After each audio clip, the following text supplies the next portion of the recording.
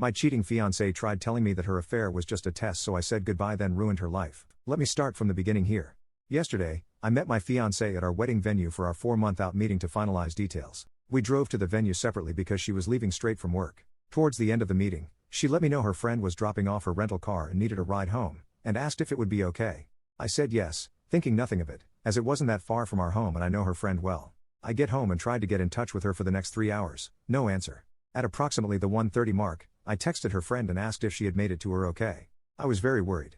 My fiancée ends up coming home and says sorry it took longer than expected. She hung out with her friend for a bit before leaving. Okay, no biggie, just let me know next time, please. Her friend gets back to me a few minutes later and says, sorry, I couldn't make it to the venue. You didn't see your fiancé tonight. I asked her why she would say this, and she said she didn't know. She can't control what her friend says, and walked outside. I'm sketched out AF by this point. I've never done this, but I looked at her phone records. Yes, I did, and don't regret it. I saw that when she went outside, she called her friend that had texted me right after she went outside. I also saw an hour-long call with a number I didn't know on the way to the venue. I asked her what rental place they went to and multiple other questions. She had quick answers, and they seemed legit. I thought maybe I'm crazy here, I need to chill and sleep on it. This morning, I asked her to please see the text from her friend asking her to pick her up, and I would apologize for questioning her the previous night. She said no. I said, when I caught up to you yesterday on the way to the venue, I saw you were on the phone. Who was that? She said, oh, that's the friend I picked up later on. That's when I knew for a fact she was lying. I said I looked at her phone records and knew that wasn't true. She then changed her story to say, oh, I needed to meet up with a coworker to discuss a patient. Who is the coworker, and why couldn't you discuss that over the phone? I asked. I need to show him the techniques in person. His name is Michael. Okay, I am sketched out beyond belief at this point. We never lie to each other. I asked to see the text with Michael. She said she wouldn't let me see. I said, why not? If there's nothing to hide, are you having an affair? Do you not want to be together anymore? She pauses and proceeds to tell me all the things that are wrong with me. I work too much, I don't spend enough time with her, I don't listen. I'm astonished at this point, all of this is news to me. I put 2 and 2 together at this point, I know something sketchy is going on. I again asked to see the texts. It took about a half hour convincing to see these texts, and they were crazy sexual in nature and talking a lot about me. Also, how she wanted to be with him and how they're essentially in love. She started this job 1.5 months ago. He is her coworker, he is also 15 to 20 years older and divorced with multiple kids. I've been financially supporting her for the last few months as she got back on her feet and was working extra so she wouldn't have to pick up a part-time job. We own a house, which we both live in, with 3 dogs and a horse. Sorry for the novel, I am beside myself right now. I did not see this coming, and we were going to get married in 4 months. Any advice would help. Update 1. As an update, I was finally able to sit down with her tonight and go over this again. She came in trying to blame me for what she did, trying to justify the cheating and lying as a direct result of my lack of communication and listening. She said she wouldn't have had to start talking to this guy if I'd been listening better. I spent too much time in the office working and don't dedicate enough time to her.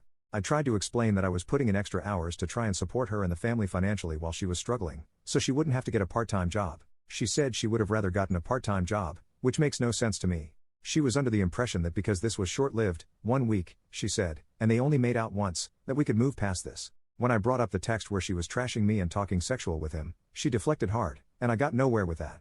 I told her that I'm not the reason that this is happening. She went too far and should have communicated with me or thought about the implications first. But I could never trust her again, and this is all because of her actions. Whether she wants to try and justify this as my fault is up to her. At the end of this part, it got a bit calmer. I said, listen, we just really need to figure out the house we own jointly and the 3 dogs. We came to the conclusion that either I stay and buy her out, or we sell and get new places. The dogs, one of us will get 1, the other 2. So that's where this left off tonight, and I will continue to keep you all posted on progress. Curious what you all would do about the house financially. I can support it alone, but it is nearly 3,000 square feet and 5 acres of land, which was bought solely to have her horse. She is taking the horse when she leaves and boarding it at a barn. Update 2, Day 3.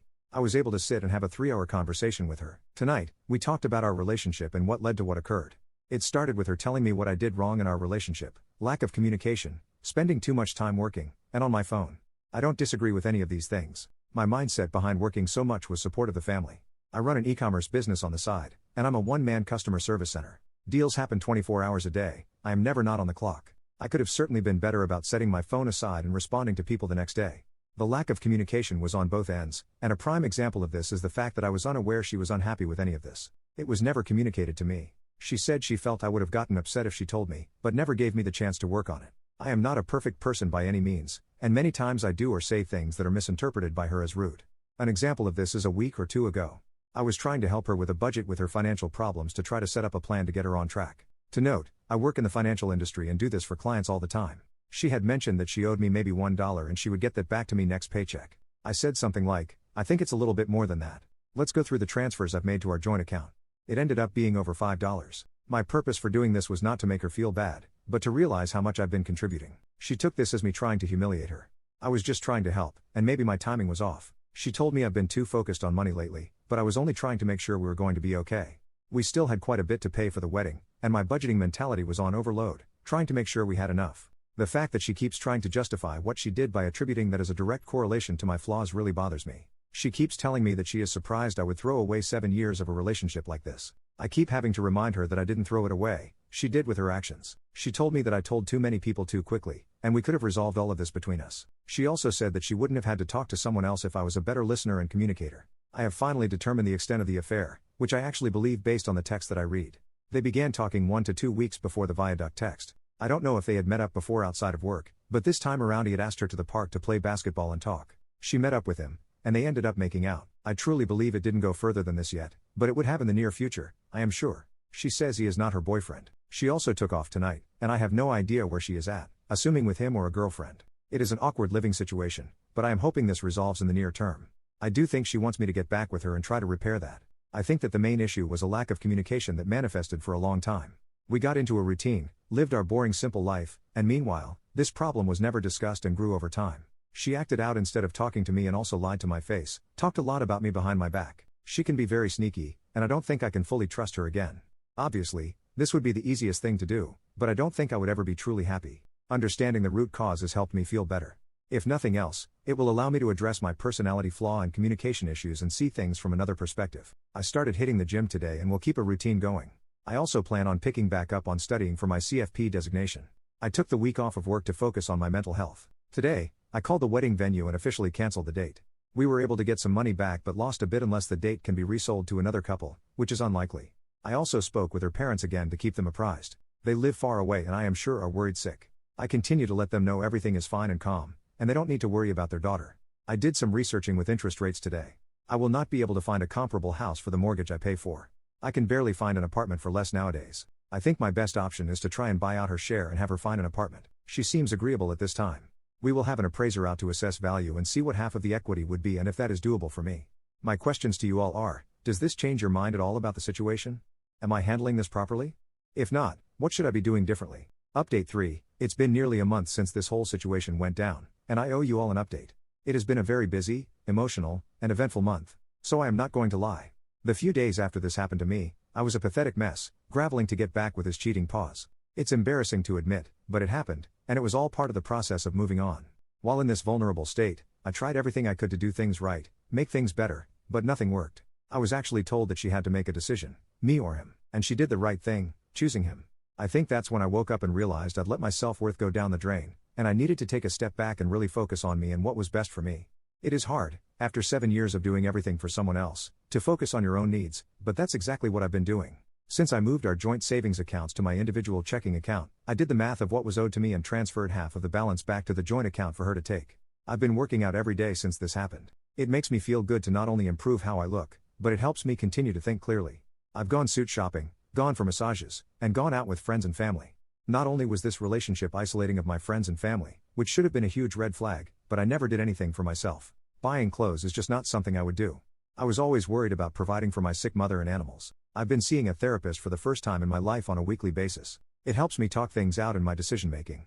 It is something I will probably continue to do after the situation resolves, just to continue to improve myself. Now for the bigger items, I am still living in the house with the ex. She is sleeping in the guest bedroom, and we are at a point where the only communication is, "Did you feed the dogs?" I think she is a terrible person, and no matter what I say, in her mind, this is my fault. To accuse someone of being a bad communicator and then using that as an excuse to then not communicate her feelings to me and cheat is her being a hypocrite and an easy out in her delusional mind. I stopped bothering trying to reason with her because she is unreasonable.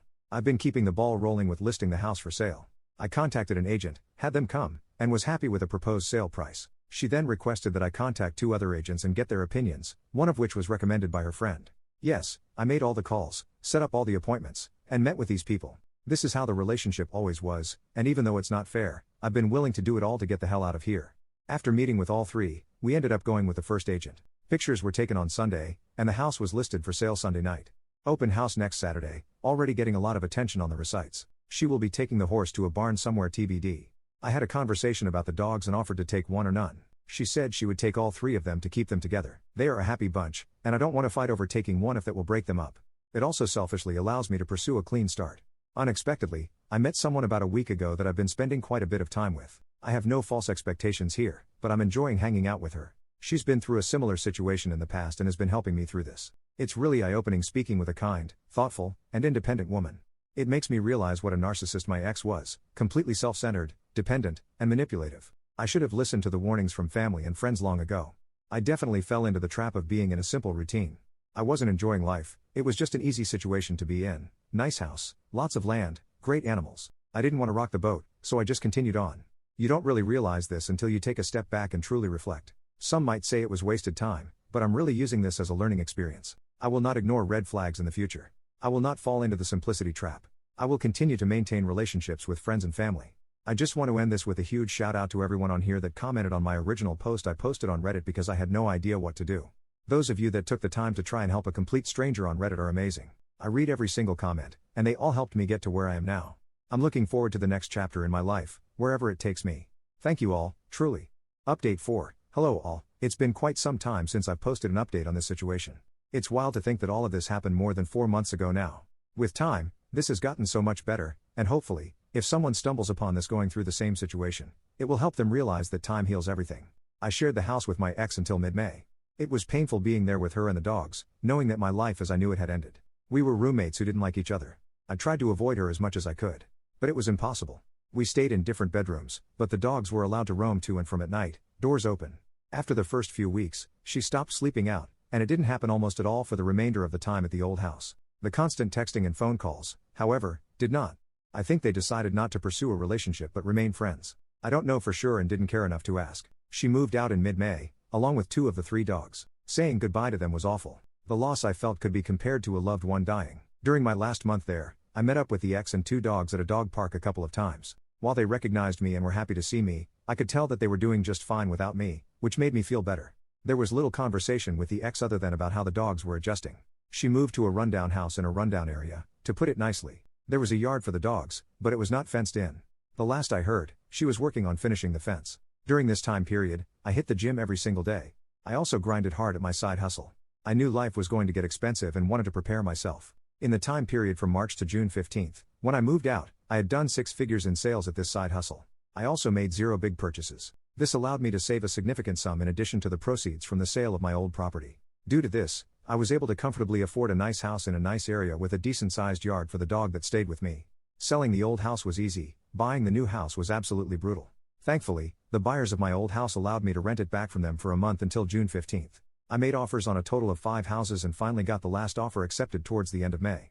It is really nice being out of the old place. The memories associated with that house haunted me every day, especially after my ex left with the other 2 dogs. It was just very empty. Moving was a pain, but friends and family came in clutch to help with it all.